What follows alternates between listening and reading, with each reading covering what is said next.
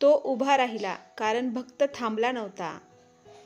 दामोदर नावाचा एक साधा गरीब माणूस गावाच्या टोकाला मातीच्या घरात राहत होता. त्याच्याकडे ना पैसा होता, ना प्रतिष्ठा, ना शिक्षण. पण त्याच्या मनात एक अमूल्य ठेवा होता, विठ्ठलावरची अढळ श्रद्धा. रोज पहाटे उठून तो अंगावरचे फाटके धोतर सावरत घराच्या कोपऱ्यात ठेवलेल्या विठ्ठलाच्या छोट्याशा मूर्तीसमोर उभा राहायचा. मोठे मंत्र त्याला माहीत नव्हते, शास्त्रांचा गाभा त्याला कळत नव्हता, पण मनाच्या तळातून तो एवढंच म्हणायचा, विठ्ठला, आजही आहे रे तुझ्यावर भार. हे शब्द म्हणताना त्याच्या डोळ्यातून नकळत अश्रू वाहायचे. गावातले लोक त्याची थट्टा करायचे. देवभक्तीने पोट भरत नाही असं म्हणायचे.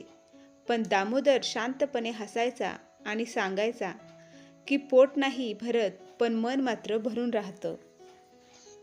आषाढी एकादशी जवळ आली तसं दामोदरचं मन अस्वस्थ होऊ लागलं. पंढरीची ओढ त्याला आतून खेचत होती.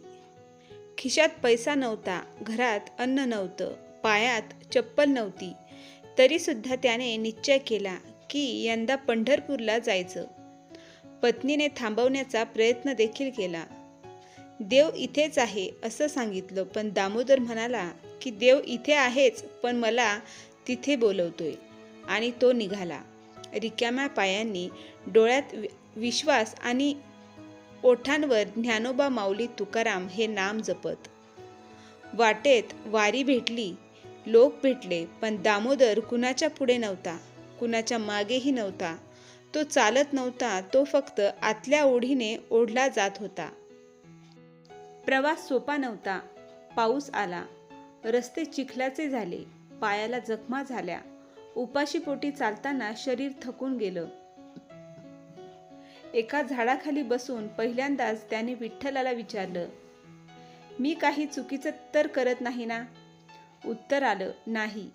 पण मनात एकच भावना ठाम राहिली, मागे फिरायचं नाही.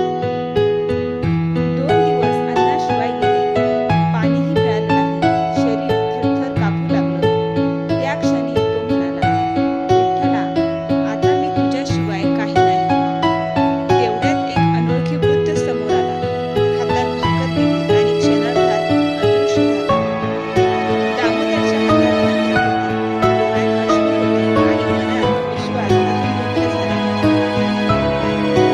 शेवटी तो पंढरपूरला पोहोचला. देह थांबलेला होता, आत्मा जागा होता. मंदिरात गर्दी होती, दर्शन होणं कठीण होतं. दामोदर मंदिराच्या बाहेरच उभा राहिला, डोळे मिटले आणि मनात म्हणाला, विठ्ठला, मी आलोय. त्या रात्री मंदिरातल्या पुजाऱ्यांनाच एक स्वप्न पडलं. विठ्ठल म्हणाला, दारात उभा असलेला माझा भक्त आत येऊ दे. मी उभा आहे कारण तो थांबला नाही. सकाळी पुजाऱ्यांनी दामोदरला आत बोलावलं. तो शांतपणे गेला. मूर्तीसमोर उभा राहिला. काहीच बोलला नाही, फक्त अश्रू वाहून दिले. त्या क्षणी त्याला जाणवलं की देव दगडात नाही, मूर्तीमध्ये नाही, मंदिरातही नाही. देव त्या हृदयात उभा असतो जे हृदय थांबत नाही. चमत्कार घडला असं काही दिसलं नाही, पण दामोदरच्या आयुष्यात सगळ्यात मोठा चमत्कार घडला. त्याचा विश्वास जिंकला होता.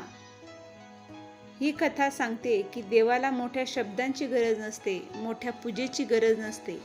देव फक्त त्या भक्तांसाठी उभा राहतो जो संकटातही मागे फिरत नाही, जो भक्त थांबत नाही.